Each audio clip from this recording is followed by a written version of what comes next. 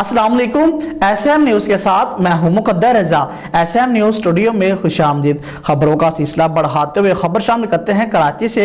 SSP Malik Syed Irfan Ali बहादुर और SP Malik सिंगार मलक की हदायत पर SHO कायदाबाद अमीन खोसा ने छापा मार कार्रवाइयों के दौरान 4 डकैत गिरोह को गिरफ्तार कर लिया। इसी हवाले से बात करेंगे ब्यूरो चीफ जुल्फकार अली से। जी जुल्फकार, आगाह कीजिएगा इस हवाले से।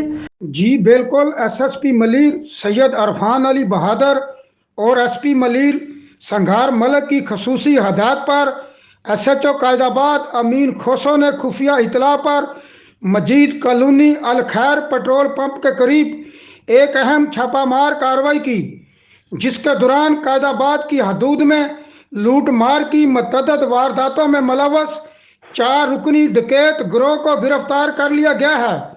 इस हवाले से SHO कायदाबाद अमीन खोसो का कहना था कि गिरफ्तार मुलजमान से 4 पिस्टल, 14 गोलियां और छीने गए मोबाइल फोन्स और नकदी रकम बरामद कर ली गई है।